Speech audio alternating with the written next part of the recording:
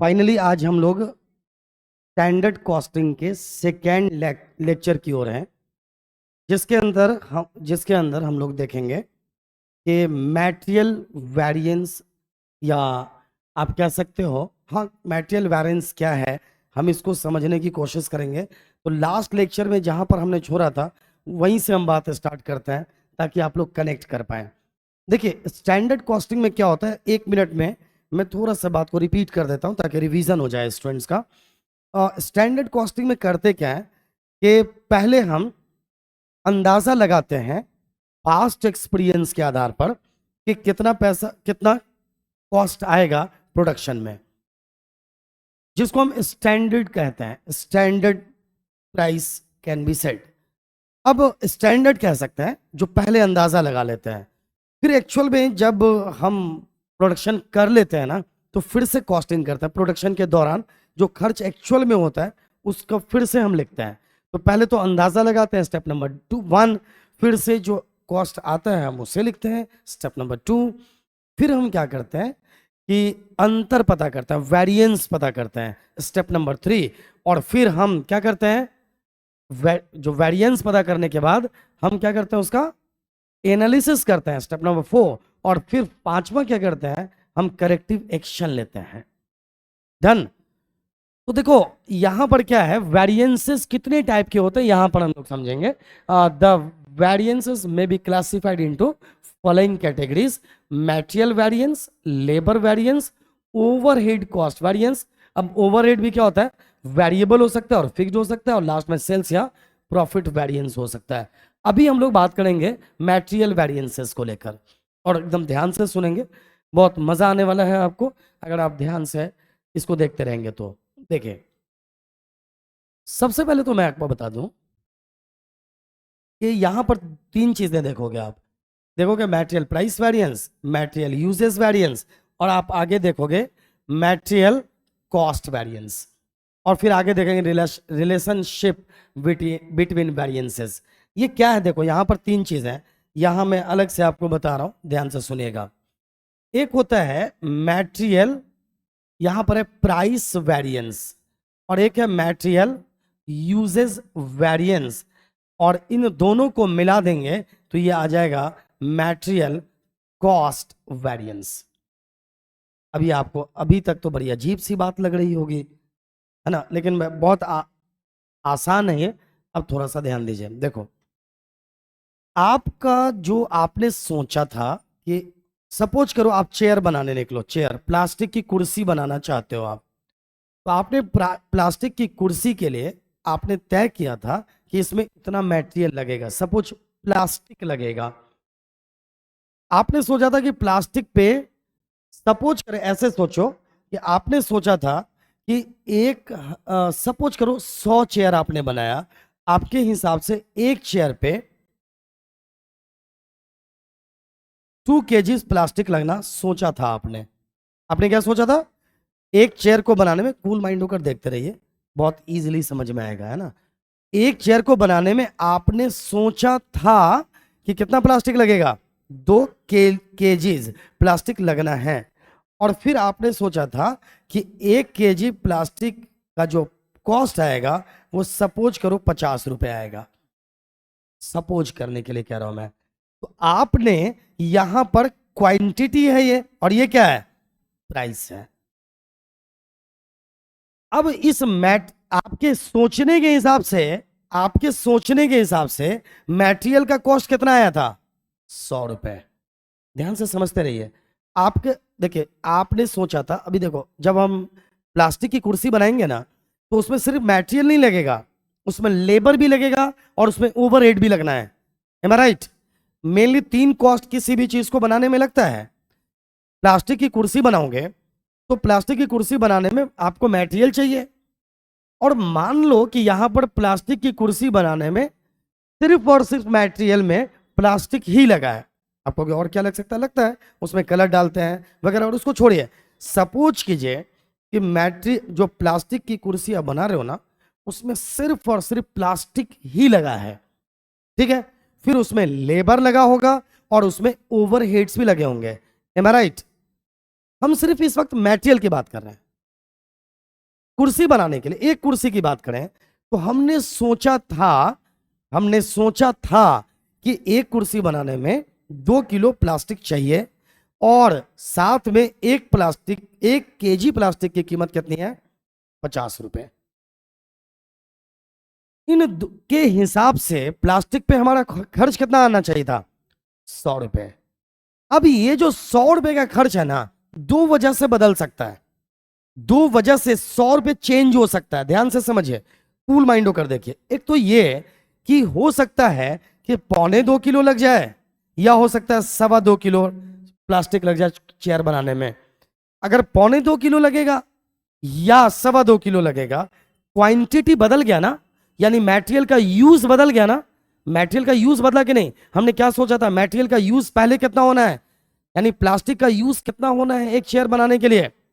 2 kgs। लेकिन अगर 2.25 किलो लग गया या 1.25 किलो लग गया तो मटेरियल का यूज चेंज हो गया। अगर मटेरियल का यूज सपोज करो 2.25 किलो कर दिया हमने और प्राइस को हमने चेंज नहीं भी किया, तो आप बताएं कितने का प्लास्टिक लग जाए, कितने यूज हो जाएगा इसमें? बताइए बताइए। तो कितने रुपए का प्लास्टिक पे कॉस्ट कितना आ जाएगा, यानी मटेरियल का कॉस्ट कितना आ जाएगा? जोड़िए। चलो, तो ये आ गया 112 रुपए 50 पैसे।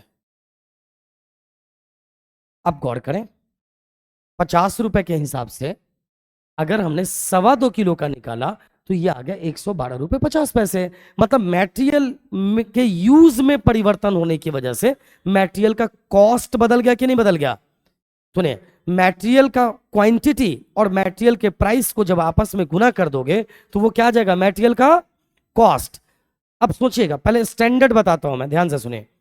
हमने क्या सोचा था? मटेरियल का यूज कितना होने वाला है? 2 किलो। हमने प्राइस क्या सोचा था? 50 पर केजी। तो इसका मतलब 2 किलो 2 इंटू 50, तो मटेरियल का कॉस्ट हमने क्या सोचा था? 100। लेकिन जैसे ही यूजेस में परिवर्तन आया, मटेरियल का कॉस्ट बदल गया नहीं बदल गया? यस, मटेरियल का कॉस्ट बदल गया। अब गौर करें, सपोज करें कि मटेरियल का यूज तो सेम है, लेकिन अगर प्राइस बदल जाए तो भी कॉस्ट बदल जाएगा। सपोज कीजिएगा, अब थोड़ा सा ध्यान से देखेंगे, मैं इसको चेंज करता हूं। हम स्टैंडर्ड पे रखकर छोड़ते हैं, यहां तक मामला स्टैंडर्ड है। चलो थोड़ा सा कलर चेंज कर देते हैं ताकि आपको समझने में आसानी हो जाए। अब चलिए, यूज पहले कितना सोचा था हमने? तो प्राइस 50 पर केजी और कॉस्ट कितना? 100। ये सभी स्टैंडर्ड है क्या? यस, ये स्टैंडर्ड यूजेस है, ये स्टैंडर्ड प्राइस है, और ये क्या है? ये स्टैंडर्ड क्या है? कॉस्ट है। यूज प्राइस कॉस्ट या quantity price cost can be said, any problem? अब एक्चुअल में क्या हुआ देखिए, एक्चुअल में ये 2 किलो ही रहा, ये 2 किलो ही रहा, बट प्राइस हो गया 60। Is it possible? हाँ या ना? यस। तो अब गौर करेंगे, अगर ये यही रहा तो अब कॉस्ट कितना आएगा? 120। तो इसका मतलब ये हुआ मटेरियल के कॉस्ट में 2 वजह से वेरिएंस हो सकता है। किस किस की वजह से? यूज की वजह से और प्राइस की वजह से। किसी को कोई कंफ्यूजन मेरे ख्याल से अब तक नहीं होना चाहिए। तो मटेरियल के कॉस्ट में, कॉस्ट कब आता है भाई? जब use into price, that is cost. तो मटेरियल के कॉस्ट में वेरिएंस मतलब अंतर होने के 2 रीजन अभी तक हो सकते हैं जो आपने देखा।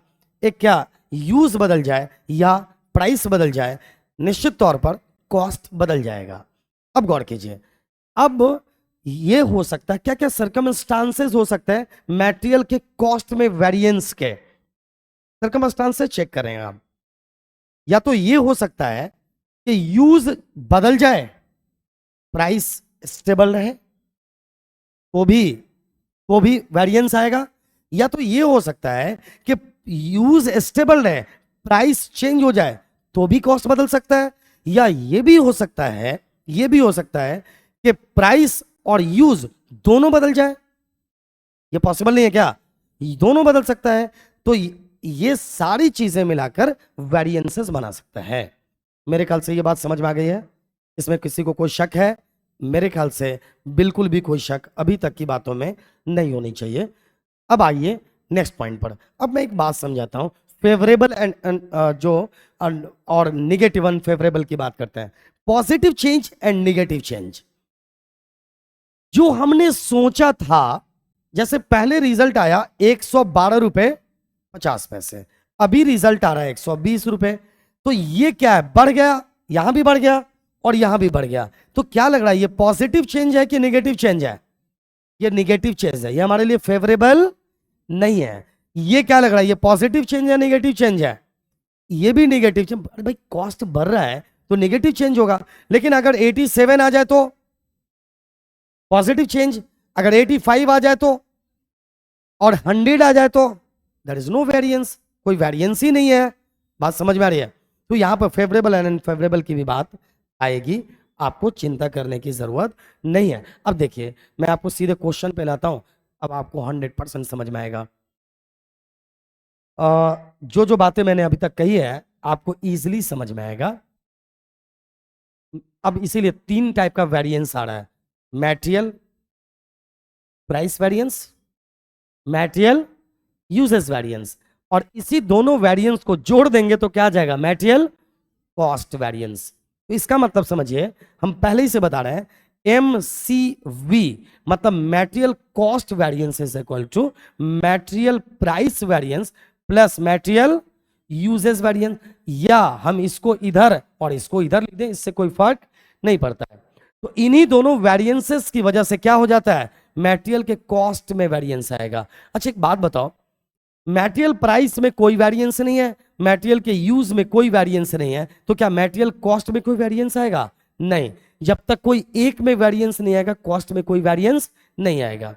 अगर जो हमने सोचा था उससे कम कॉस्ट है तो इसे क्या बोलेंगे, फेवरेबल, और अगर ज्यादा है तो क्या बोलेंगे, अनफेवरेबल। यहां तक की बातें समझ में आई? अब आइए, आप कैसे निकालोगे मटेरियल प्राइस वेरिएंस। सबसे पहले मटेरियल प्राइस वेरिएंस देख रहे हैं हम लोग। तो मटेरियल प्राइस वेरिएंस का मतलब क्या है, actual quantity into standard price minus actual price. समझ रहे हो क्या? क्या है ये, एक्चुअल क्वांटिटी ले लो और ब्रैकेट में गुना किससे कर दो, एक्चुअल क्वांटिटी को गुना किससे करोगे, standard price minus actual price. ये क्या आ जाएगा आपका, यही क्या कहलाएगा, मटेरियल प्राइस वेरिएंस। यहां पे देखो, AQ मतलब एक्चुअल क्वांटिटी, SP मतलब standard price, minus AP that is actual price. मैं आपको इस दोनों फॉर्मूला को याद रखना भी मैं सिखाऊंगा, आप चिंता ना करें। तो अब बताइए फटाफट, MPV का फुल फॉर्म क्या है, material price variance. Material price variance का मतलब फॉर्मूला क्या है, मटेरियल प्राइस वेरिएंस का फॉर्मूला बताइए,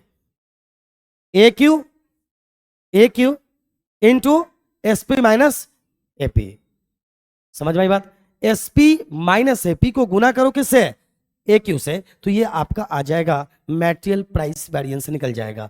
अब गौर कीजिए, अगर SP ज्यादा है AP से तो क्या होगा, ये फेवरेबल, मतलब AP कम है और SP ज्यादा है तो फेवरेबल है। हमने सोचा ज्यादा आया कम तो फेवरेबल, लेकिन अगर AP एक्चुअल ज्यादा है किससे, सोचने से हमारे, तो ये क्या है, अनफेवरेबल। यही बात तो मैं पहले बता चुका था, इसमें कोई शक है क्या?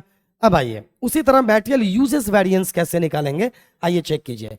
थोड़ी देर लगातार आप बने रहेंगे, हम यहां पर एक प्रैक्टिकल क्वेश्चन लेंगे, आपको बहुत मजा आने वाला है, और अगला क्वेश्चन आप खुद से ही बनाओगे। चलिए देखिए, अब मटेरियल यूजेस वेरिएंस, इसी को शॉर्ट में हम क्या बोल रहे हैं, MUV, SP into SQ minus AQ, SP into, अब देखिए यहां पर SQ कर दो और यहां पर क्या कर दो, AQ कर दो, मतलब SQ AQ, और यहां पर क्या है, क्वांटिटी की जगह पे क्या कर दो, प्राइस कर दो। अब समझिएगा, यहां पर प्राइस कर दो। अब ध्यान से देखिएगा, हम जिस दोनों फॉर्मूला को लेकर आ रहे हैं, material price variance is equal to क्या है, SP माइनस AP। और आइए, मटेरियल यूजेस वेरिएंस, सॉरी यहां पर एक पॉइंट नहीं लिखा ना हमने, जस्ट अ मिनट लिख देता हूं।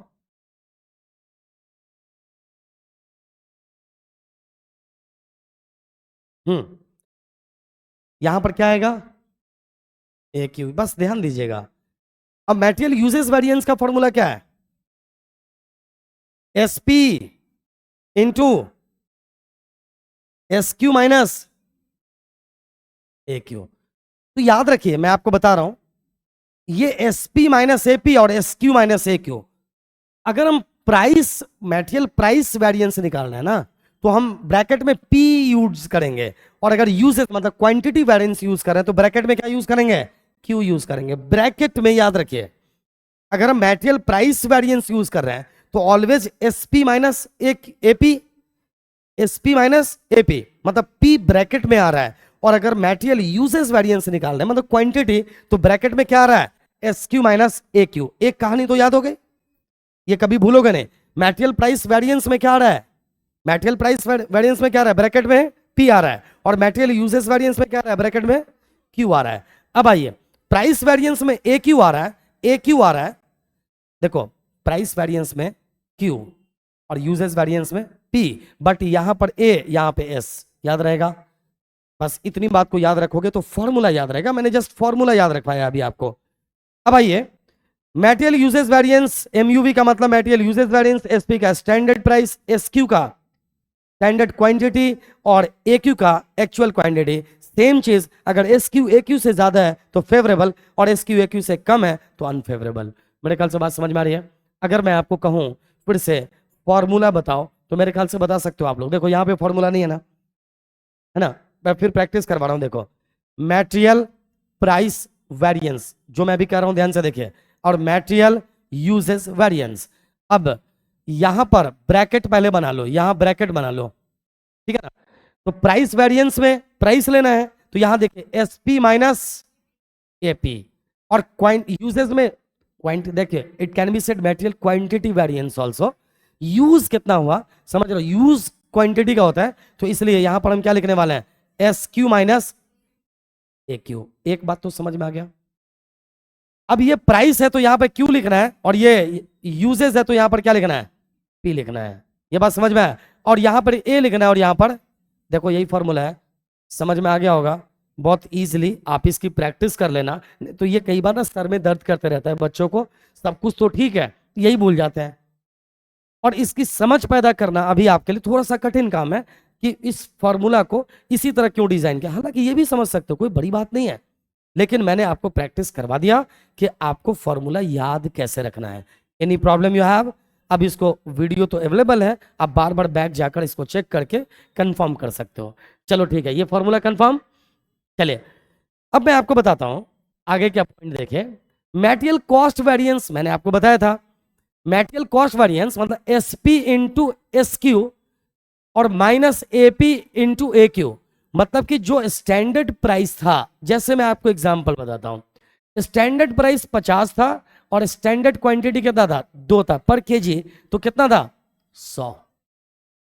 अब एक्चुअल में क्या हुआ कि मटेरियल का प्राइस हो गया 60 और क्वांटिटी रहा सेम, तो ये कितना हो गया, 120। तो आप एसपी से एस को ए से, स्टैंडर्ड को ए से घटाओगे तो इसका डिफरेंस कितना आ गया, -20। तो रिजल्ट माइनस में, मतलब क्या है, ये अनफेवरेबल है।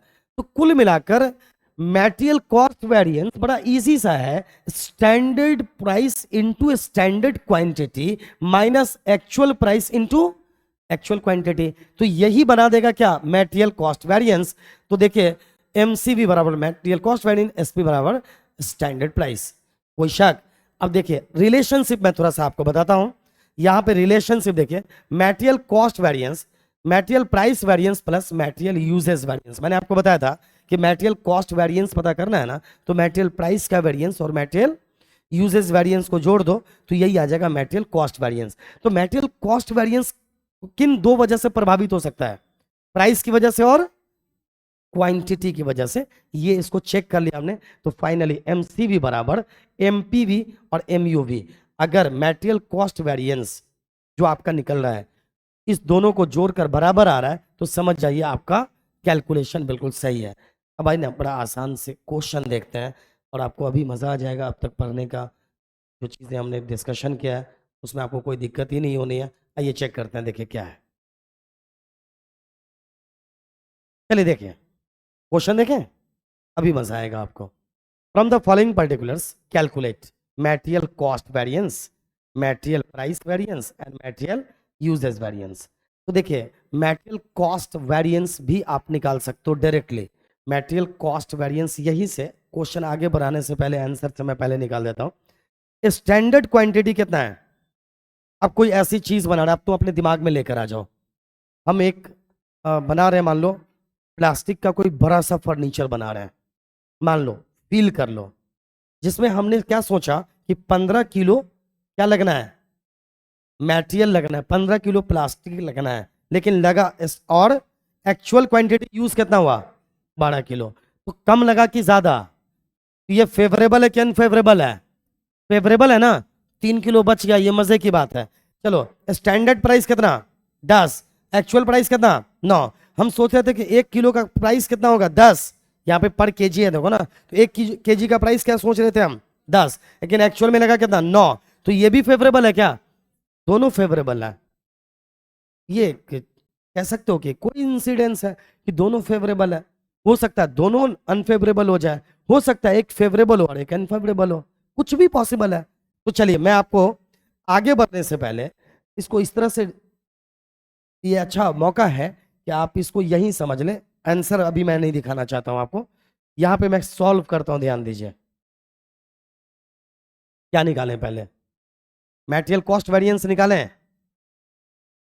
मटेरियल कॉस्ट वेरिएंस को लेकर हमने अभी आपको बताया कि क्या फॉर्मूला है, S P into S Q minus A P into A Q, yes है नो।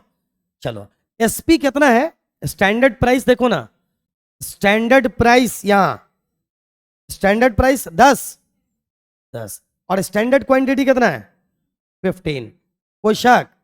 चलो माइनस करो, एक्चुअल प्राइस कितना आया, 9, और एक्चुअल क्वांटिटी कितना आया, 12।